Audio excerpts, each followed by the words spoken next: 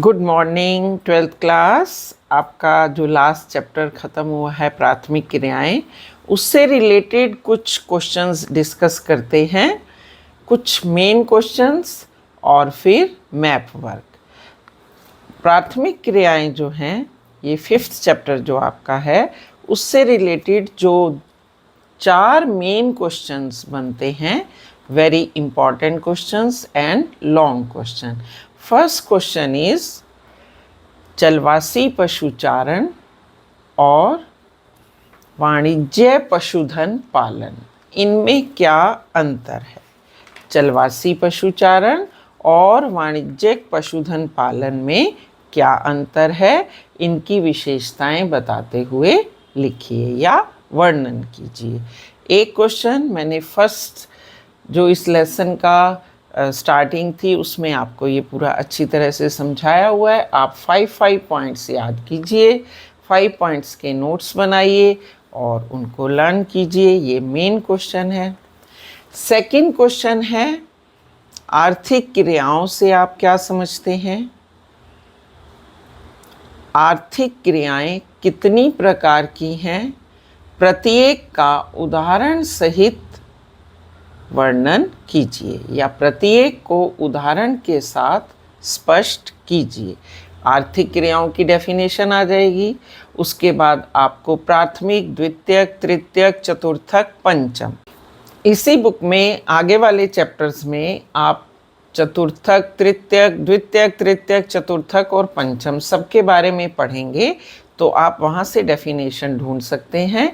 प्राथमिक की आपको इस लेसन में मिली गई, द्वितीयक की भी मैंने बता दी, तृतीयक की भी बता दी, चतुर्थक, पंचम आप इसी बुक में से अगले चैप्टर्स में से करके उनको लिख सकते हैं। फॉर एग्ज़ाम्पल तृतीयक और चतुर्थक की परिभाषाएं पेज नंबर 54 और 55 पे दी गई हैं। 54 पे तृतीयक में संलग्न लोग भी दिए हैं और फिर चतुर्थक और पंचम आपके 61 और 62 पेज पे दिए हैं। नहीं तो 3 तो मेन हैं, प्राथमिक, द्वितीयक और तृतीयक। प्राथमिक प्रकृति से रिलेटेड, द्वितीयक उद्योग धंधे और विनिर्माण, और तृतीयक हो गया हमारा सेवाएं। जितनी भी सेवाएं हैं, कंप्यूटर है, ये सब इसी में आता है। इसके बाद मेन क्वेश्चन है कृषि के प्रकारों पर। इसमें डेयरी कृषि और रोपण कृषि में क्या अंतर है, ये एक सेपरेट क्वेश्चन आ सकता है। डेयरी कृषि क्या है, इसकी प्रमुख विशेषताएं क्या हैं, ये एक सेपरेट क्वेश्चन बन जाता है। फिर इसी के साथ साथ भूमध्य सागरीय कृषि क्या है, उसकी क्या विशेषताएं हैं। सहकारी कृषि और सामूहिक कृषि की विशेषताओं को स्पष्ट करते हुए अंतर बताइए या इनकी विशेषताएं बताइए। इस तरह से इस चैप्टर में ये तो जो मेन क्वेश्चन है वो आपके बनते ही हैं। इसके अलावा एक क्वेश्चन जो मैंने आपको बताया था, कई बार वो पेपर में आया हुआ है, वो दिया है विस्तृत वाणिज्य अनाज कृषि में, जो अंडरस्टैंडिंग वाला क्वेश्चन बनता है, दैट इज़ फॉर 1 मार्क। आप विस्तृत वाणिज्य अनाज कृषि में लास्ट में पढ़ोगे कि विस्तृत वाणिज्य अनाज कृषि में प्रति एकड़ उत्पादन कम होता है, लेकिन प्रति व्यक्ति उत्पादन अधिक क्यों है। जब प्रति एकड़ उत्पादन कम है तो प्रति व्यक्ति उत्पादन अधिक क्यों है, इसका क्या कारण है। मैंने बताया था आपको कि ये डेवलप्ड कंट्रीज़ में है, वहाँ पे जो ज़मीन है या भूमि है वो बहुत अधिक है, अंडर कल्टीवेशन जो भूमि है वो बहुत अधिक है क्योंकि जनसंख्या बहुत कम है। तो वो विस्तृत स्तर पर मशीनों की सहायता से खेती करते हैं, लेकिन ज़रूरत उनको इतनी नहीं है उत्पादन बढ़ाने की, तो प्रति एकड़ उत्पादन तो कम आता है, लेकिन उनमें शेयरिंग ही नहीं होती है। जैसे हमारे यहाँ परिवार बड़े हैं, शेयरिंग हो जाती है, एक खेत पे जितना उत्पादन होता है वो बेटों में बंटता है, वहाँ ऑनर ही एक ही है, तो अपने आप प्रति व्यक्ति उत्पादन ज़्यादा हो जाता है। एक क्वेश्चन आता है चावल प्रधान और चावल रहित गहन कृषि। ये एक्स्ट्रा क्वेश्चंस के तौर पे आप इनको लिख के इनके आंसर्स बना सकते हैं। आंसर्स जब भी बनाएं पॉइंट्स में बनाएं, बिकॉज बार बार देखने में आपको पॉइंट्स लर्न हो जाएंगे और उनकी एक्सप्लेनेशन आप अपने आप कर सकते हैं। ऐसे ही क्वेश्चन जो है, एक इनमें जो शॉर्ट क्वेश्चंस बनते हैं, छोटे छोटे क्वेश्चंस जो बनते हैं, वो बनते हैं मेन रोपण कृषि में। रोपण कृषि की डेफिनेशन एक तो याद होनी चाहिए कि रोपण कृषि जो है वो है विशाल कृषि क्षेत्रों में मशीनों, एक ही फसल का उगाया जाना, जिन्हें मशीनों द्वारा संसाधित करके कस्टमर्स या ग्राहकों के या लोगों के उपयोग के योग्य बनाया जाता है। अब इसमें कौन कौन सी ऐसी राज्य हैं जहाँ पर चाय के बाग लगाए गए, जैसे श्रीलंका और भारत। कौन से ऐसे देश हैं जहाँ रबड़ के बाग लगाए गए, मलेशिया। कौन से ऐसे द्वीप समूह हैं जहाँ गन्ना और केले के बाग लगाए गए, पश्चिमी द्वीप समूह। इस तरह से एक अंक वाले क्वेश्चंस आते हैं। फेजेंडा से आप क्या समझते हो, या विश्व में कौन सा एकमात्र देश कॉफ़ी के लिए अग्रणी है कॉफ़ी के उत्पादन में, तो आ जाएगा ब्राज़ील। और वहीं पे फेजेंडा है, कॉफ़ी के बागानों को फेजेंडा कहा जाता है। तो एक एक अंक वाले क्वेश्चंस भी बनते हैं। जब आप लेसन को पढ़ोगे तो इस तरह से इन क्वेश्चंस का फॉर्मेट आप बना सकते हो और फिर उनके आंसर साथ साथ लिखते जाओ। एक एक अंक वाले आंसर है, आप उन्हीं के आंसर लिखिए। आप चॉइसेस में मत पढ़ो, फिर चॉइसेस में सारी चॉइसेस आपको ठीक लगती हैं। सिर्फ एक आंसर लिखो और उसी को अपने माइंड में मेकअप कर लो कि यही है इसका आंसर। मैंने देखा है बहुत बार बच्चे जब चॉइसेस देखते हैं उनको सारी चॉइसेस ठीक लगती हैं, तो कभी भी चॉइसेस में आंसर नहीं लिखिए। एक आंसर ठीक है, एक ही आंसर को लिखो। फिर मैप में आपके जो क्वेश्चन आते हैं वो उसमें से जो घास भूमियों वाला क्वेश्चन है वो मेन आता है, उसको मैप वक्त के लिए हम रख लेते हैं, लेकिन वो एक अंक के लिए भी आ सकता है कि यूरेशिया की प्रसिद्ध घास भूमियों का नाम बताओ, या अमेज़न बेसिन में कौन सी घास भूमियाँ पाई जाती हैं, है ना। अफ्रीका में सवानाज हैं, वो कहाँ पाई जाती हैं। ऐसे ही न्यूजीलैंड में, ऑस्ट्रेलिया में जो घास भूमियाँ हैं उनको क्या नाम दिया गया। ये एक अंक वाले क्वेश्चंस में आ सकते हैं। भूमध्य सागरीय कृषि में मैंने आपको अभी लास्ट वाले ब्लॉग में बताया ही था कि भूमध्य सागरीय कृषि में किन फसलों की खेती की जाती है, कौन सी मेन फसल है, वहाँ पर मदिरा जो उद्योग है वो किस लिए स्थापित किया गया है ना। इस तरह से क्वेश्चन इसमें आते हैं। एक क्वेश्चन जो 3 मार्क का बनता है, जो शायद आपकी अभ्यास में भी दिया गया है, हाँ दिया गया है कि बाजारीय सब्जी कृषि को नगरीय क्षेत्रों के पास ही क्यों स्थापित किया जाता है। मैंने बताया था क्योंकि उनकी वहाँ मांग है और बाजारीय कृषि सब्जियाँ बहुत ज़्यादा देर तक फ्रेश नहीं रह सकती हैं, ताज़ी की ताज़ी ही ये पहुंच जाएं और यूज़ करने लायक रहें, क्योंकि नगरीय क्षेत्र ग्रामीण क्षेत्रों से थोड़ा दूर होंगे तो फिर ये पहुंचने में टाइम लगाएंगी और ये ख़राब हो जाएंगी। ठीक है, तो दूध की चीज़ें, दूध से बने प्रोडक्ट्स, ये आसपास नगरों के पास ही इंडस्ट्रीज़ लगाई जाती हैं ताकि ये जल्दी से जल्दी नगरों में जहाँ इनकी डिमांड है वहाँ पहुँच जाएं। और मीन्स ऑफ ट्रांसपोर्ट, परिवहन के साधन भी यहीं अच्छे डेवलप होते हैं, तो आसानी से ये चीज़ें वितरित की जा सकती हैं।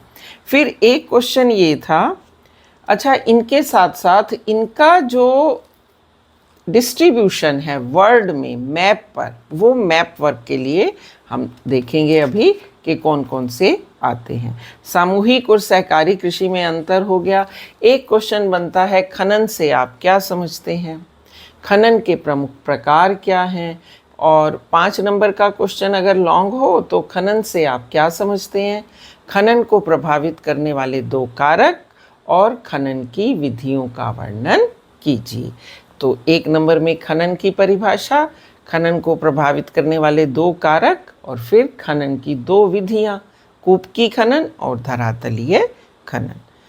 क्लियर? इस तरह से आप जब बुक पढ़ेंगे तो कुछ एक्स्ट्रा क्वेश्चंस जो आपको लगते हैं उनको भी साथ साथ कीजिए। ज़रूरी नहीं होता कि जो पेपर में ही क्वेश्चंस दिए हैं वही आए, वो डिफरेंट वे में भी क्वेश्चंस दे सकते हैं। अब इसके साथ करते हैं हम मैप वर्क। मैप वर्क में सबसे पहला मैप आपका दिया है निर्वहन और संग्रहण के क्षेत्र, ये मैप है। अब इस मैप में कैसे आ सकता है, ये जो सारे क्षेत्र दिखाए हैं अगर वो इस तरह से भर के दे दें, इस तरह से मैं आपको एक एग्जाम्पल सेट करके दिखाती हूँ। अगर वो आपको पता ही है वर्ड मैप में जो भी आता है वो बना हुआ होता है, यानी उन्होंने आपको दिखाया हुआ है, सिर्फ आपको आइडेंटिफाई करना है। अब ये दे दिया उन्होंने इस तरह से, निर्वहन संग्रहण का एक क्षेत्र, ठीक है। अब इसमें आपने क्या लिखना है, बच्चे क्या करते हैं इसी के आगे लिख देते हैं निर्वहन संग्रहण का क्षेत्र, वो तो उन्होंने दिया ही हुआ है। आपको बताना है ये बेल्ट कौन सी है, विश्व में इसे क्या कहा जाता है। तो ये सारा है यूरेशिया महाद्वीप। आप ध्यान से देखो तो हम यहीं लिख देंगे, अगर क्वेश्चन नंबर 1 है तो 1 लिखेंगे और लिख देंगे उत्तरी यूरेशिया। ये देखिए इस तरह से आप इसको लिख सकते हैं। क्लियर? इस तरह से लिखने से आपका ये आंसर बिल्कुल सही माना जाएगा। अब इसी तरह से आप ये सारे क्षेत्र करिए, मैप पे शो कीजिए, क्योंकि मैंने ये बताया यही तो आना नहीं है, कुछ और भी आ सकता है। कनाडा भी दे सकते हैं, वो दक्षिणी अमेरिका भी दे सकते हैं, अफ्रीका भी दे सकते हैं। इसके अलावा फिर चलवासी पशुचारण के क्षेत्र में भी उत्तरी यूरेशिया है, इसी तरह से दिखाया होगा। और अगर अफ्रीका और ये प्रायद्वीपीय पठार है तो उसको वैसे का वैसे लिख देंगे हम। फिर एक नक्शा आता है आपका वाणिज्य पशुधन पालन। वाणिज्य पशुधन पालन में अगर उन्होंने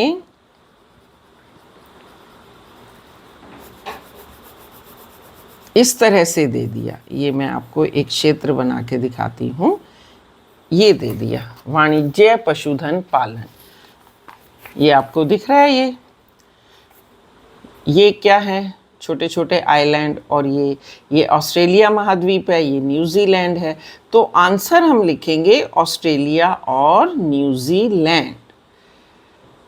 क्लियर? जैसे हमने यहाँ लिखा है इसी तरह से नंबर 2 डाल के हम लिखेंगे ऑस्ट्रेलिया और न्यूजीलैंड। उन्होंने आपको बना के दिया है, बस आपको सिर्फ उस पर आइडेंटिफाई करना है। और अगर आपने पढ़ा नहीं होगा तो आपको सारे चीज़ें ऐसी लगेंगी जैसे एक ही है, ये भी हो सकता है वो भी हो सकता है, तो उसको अच्छे से कर लीजिए।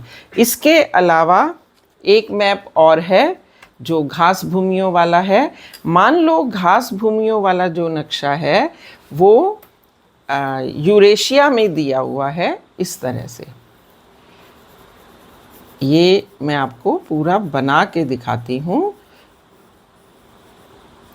और यहाँ पे लिख दिया उन्होंने नंबर 3। अब ये क्या है जो उन्होंने यूरेशिया में दिखाए हैं, ये कौन सी घास भूमियाँ हैं, आइडेंटिफाई कीजिए इसे। कौन सी घास भूमियाँ हैं, ये हैं स्टेपीज।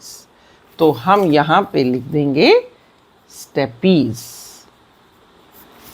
इस तरह से। नाम ज़रूर लिखिए, मैप में भी बनाते हैं तो भी नाम ज़रूर लिखिए, क्योंकि बार बार जब देखोगे आप तो आपको ध्यान रहेगा कि यूरेशिया वाली स्टेपीज हैं और उत्तरी अमेरिका में और कनाडा में जो हैं वो हैं प्रेरीज।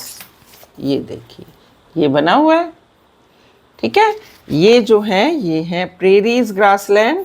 अब ग्रासलैंड्स की बजाय अगर उन्होंने दे दिए विस्तृत वाणिज्य अनाज कृषि के क्षेत्र तो भी यही होगा, क्योंकि पुराने समय में जो विस्तृत वाणिज्य अनाज कृषि के क्षेत्र हैं उन्हीं को साफ करके, यानी क्योंकि वो ग्रासलैंड्स हैं, अब ग्रासलैंड्स तो यूज़ होते नहीं, तो उनको साफ करके खेती योग्य ज़मीन है, फर्टाइल है, आजकल वहाँ पे विस्तृत वाणिज्य अनाज कृषि की जाती है।